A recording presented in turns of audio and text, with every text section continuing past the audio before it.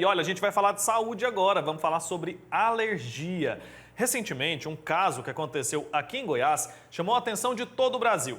A jovem Thaís Medeiros de Oliveira, de 25 anos, foi internada em estado grave após cheirar pimenta em conserva. Ela teve um edema cerebral e segue em recuperação em um hospital de Goiânia. Tudo isso devido a uma forte reação alérgica. Sobre esse assunto, eu vou conversar agora com a doutora Maria Letícia Chavarria. Ela é alergista, está conectada aqui com a gente. Doutora, bom dia. Muito obrigado pelo seu tempo aqui, por conversar com a gente sobre esse assunto. Bom dia, Wilker. Bom dia a todos que participam do Santo Café. É um prazer estarmos juntos nesta manhã. Ainda mais para falar sobre um tema tão importante, né, doutora? O que caracteriza uma alergia? Por que algumas pessoas desenvolvem esse tipo de problema e outras pessoas não? E por que nessa intensidade toda? A menina cheirou ali uma pimenta em conserva e acabou tendo um edema cerebral. Nós estimamos que cerca de 30% da população mundial sofre de alergias. E essas alergias são causadas por uma predisposição genética. Não são todas as pessoas, portanto, que vão apresentá-las, né? E no caso dessa jovem, né, infelizmente, há um relato de que ela tem asma, né, de que ela tinha, inclusive, piorado da asma na véspera da ocorrência. E o fato de inalar não só pimenta, mas produtos irritantes, como produtos de limpeza, esses cosméticos que exalam um perfume muito irritante, e mesmo um ambiente muito fechado, a própria poeira domiciliar, quando inalada por esses pacientes, ela pode desencadear um espasmo na musculatura brônquica, então a passagem de ar fica mais difícil para os pulmões, e isso leva a má oxigenação do organismo e a má oxigenação cerebral. Então, como ela inalou e ela tinha predisposição para fazer o broncoespasmo, ela fez esse episódio e faltou oxigênio no nível do sistema nervoso central e gerou todos esses desdobramentos que a imprensa tem divulgado muito bem. Certo, doutora. Agora, alergia é a mesma coisa que intolerância? O que diferencia uma coisa da outra? Não, a alergia não é intolerância. A alergia é uma reação exagerada no nosso sistema imunológico. E a intolerância, por exemplo, a intolerância à lactose, ela é uma dificuldade de digerir a lactase, né? A falta de lactase no organismo dificulta a digestão da lactose, por exemplo, dos produtos do leite, dos derivados, e gera uma má digestão, não gera um processo alérgico, é uma má digestão. É diferente da alergia alimentar, por exemplo, da alergia à proteína do leite de vaca, que pode gerar quadros de erupção na pele, de inchaço nos lábios, inchaço na boca, né, e quadros gastrointestinais. Então, são duas reações distintas, né? Então, intolerância é a incapacidade de digerir um determinado composto, no caso, o açúcar do leite, a lactose, por falta ou insuficiência da lactase, e a hipersensibilidade ou alergia à proteína do leite de vaca, são muitas proteínas, e essas proteínas, então, geram uma reação de hipersensibilidade que pode, inclusive, ter desdobramentos mais intensos. Certo, está explicado então. Esclarecemos essa confusão que algumas pessoas acabam fazendo, né, doutora? Muito comum. Uhum. Essa é o comum. No nosso cotidiano, muitas pessoas chegam aqui à clínica e dizem: eu tenho alergia à lactose. Aí nós esclarecemos que não, que a alergia à lactose não é verdade, é intolerância. Eu não consigo digerir a lactose do leite por deficiência da lactase no suco digestivo. Agora ficou bem claro para a gente entender, a gente que não é dessa área, viu, doutora? Agora, a gente pode ter alergia a praticamente tudo, né, doutora? Os alérgenos mais comuns, os inaláveis, são a poeira domiciliar, que é um alérgeno universal, os fungos, né, que geram mofo, os pelos de animais, as gramíneas, por exemplo, né, os pólens de plantas em suspensão na atmosfera podem gerar alergias. Temos os alimentos, né? Então, leite, ovo, trigo, milho, peixes, crustáceos, amendoim, castanhas, né, são alérgenos que podem gerar esse tipo de reação, de forma resumida. As picadas de insetos, abelha, marimbondo, formiga de fogo, né, podem gerar reações até mais graves, e existe a reação a picada de mosquito, que às vezes não gera uma anafilaxia, mas gera um desconforto grande na pele.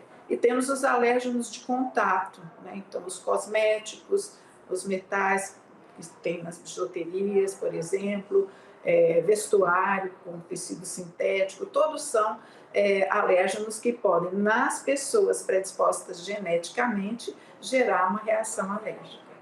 Assim como acontece em outras doenças, doutora, a pessoa que tem a alergia, por exemplo, a camarão, por exemplo, nós dois, você e eu, a gente tem a mesma alergia a camarão, mas a reação ela pode ser diferente em nós dois, os sinais, os sintomas acontecem de maneira diferente? Sim, as reações são individuais. Tem pessoas que têm reações mais intensas, mais graves, né? Chegando à anafilaxia, que é a reação mais grave que nós temos, e tem pessoas que só empolam o corpo, e tem pessoas que às vezes só coçam a boca, falam assim, olha, quando eu como camarão eu sinto uma coceira na boca, uma coceira na garganta, mas não passa disso. Então as reações variam em intensidade, mas mesmo quando as reações são discretas, nós temos a oportunidade de orientar os pacientes como se prevenir para que aquela reação não ocorra no futuro de uma forma mais intensa, porque uma vez sensibilizado, o paciente sensível geneticamente a um determinado alérgeno, se ele não se prevenir, se ele não evitar aquele contato com o alérgeno, fizer o tratamento adequado para situações que requeram, ele pode apresentar reações cada vez mais intensas. Então, através de testes cutâneos, testes feitos na pele, através de exames laboratoriais, nós fazemos essa avaliação e trabalhamos em cima da prevenção com o paciente, medicando, orientando a medicação de suporte que se fizer necessária para quaisquer eventualidades. Então, nosso trabalho também é muito de prevenção, uma vez que as alergias são doenças de quem é geneticamente predisposto a elas. Então, é por isso que é interessante a gente conversar com o público nessa oportunidade que vocês nos dão, que é extremamente importante, né, para que as pessoas estejam alertadas, para que qualquer manifestação procurem um especialista, procurem uma ajuda para que a gente possa orientar, tratar e prevenir. Com certeza. Isso é muito importante, né, doutor? Existe uma escala, então o problema pode ir se agravando. Às vezes a gente acaba aprendendo a lidar, né, com um sintoma leve e aí a gente acaba deixando para lá, relaxando com os cuidados. Isso não pode acontecer, porque como a senhora muito bem explicou agora, pode acontecer de haver essa escala aí dos sintomas. E a alergia, ela pode acontecer na primeira vez que eu sou exposto a algo ou ela geralmente acontece em outras ocasiões? Por exemplo, voltando ao exemplo que eu dei anteriormente, no caso do camarão, a pessoa come a primeira vez e não apresenta sintoma. Na segunda ela pode apresentar e a alergia também se desenvolve em qualquer faixa etária? Em qualquer faixa etária. Assim, claro que os crustáceos são mais comuns no adulto, porque a criança não costuma ter na sua dieta, no primeiro ano de vida, por exemplo, ela não costuma ingerir crustáceos, né? Às vezes peixe sim, ela pode se sensibilizar. Então, num primeiro contato, a pessoa que é geneticamente predisposta, ela se sensibiliza. O sistema imunológico dela, como é sensível àquela proteína, ele fica alertado e cria anticorpos e células ali que vão trabalhar para que, num segundo contato, a reação ocorra numa intensidade variável. Muitas vezes é leve, mas muitas vezes pode ser já uma reação importante. Vale mencionar ainda, além de tudo que eu listei a respeito do que causa processo alérgico, lembrar dos medicamentos. Os medicamentos, muitas vezes você toma numa primeira vez, um antibiótico, por exemplo, e não apresenta nada. Você se sensibiliza, na segunda necessidade do medicamento, ou com o uso, durante o uso do medicamento, a reação pode ocorrer. Reações de pele, normalmente erupções na pele, são o mais comum, inchaço nos lábios, né? Então isso pode ocorrer também com medicamentos além dos alérgenos já mencionados. Doutora, e quais são os primeiros sinais de uma alergia? De forma geral, a gente tem como listar aqui alguns dos sintomas ou é muito diferente de uma para outra?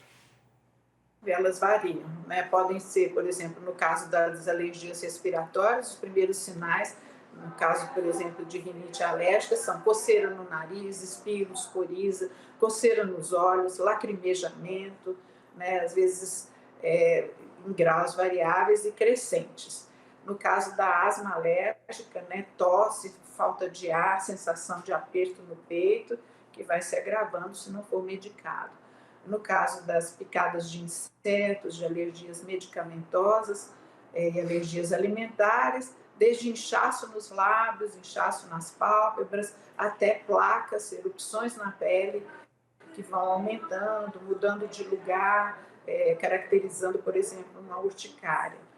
A dermatite de contato, que é o contato da pele com cosméticos, com bijuterias, com, por exemplo, tintas de tatuagem, com vestuário, tecido sintético, resquício de sabão, por exemplo, na roupa, elas vão se apresentar na pele sob forma de uma coceira e vermelhidão irritativas que vão crescendo à medida que transcorre o processo e você não obtém um tratamento para que aquele processo seja cessado, coibido. Tá explicado. Agora, a gente no outono e inverno precisa se atentar mais a algum tipo de alergia ou não? Sim, principalmente para as alergias respiratórias, né? Porque agora, durante o outono e inverno, nós temos amplitude térmica, né? Variação de temperatura, temos diminuição progressiva da umidade relativa do ar. Isso tudo afeta o funcionamento da mucosa nasal e das vias aéreas superiores e inferiores. Então, como a mucosa vai ficar irritada por não funcionar bem, ficar mais seca, mais desidratada, então os sinais e sintomas de rinite e da asma alérgica poderão ocorrer, da conjuntivite alérgica também, que muitas vezes está associada à rinite alérgica. Certo, doutora. Muito obrigado, viu, pelo seu tempo aqui com a gente, por esclarecer tantos pontos a respeito de um assunto tão importante e que impacta na vida de várias pessoas. Até uma próxima oportunidade, viu? Obrigado. Eu que agradeço, Wilker, e um bom dia a todos que estão aí nesse café tão convidativo. Obrigada. Um abraço. Tchau, tchau.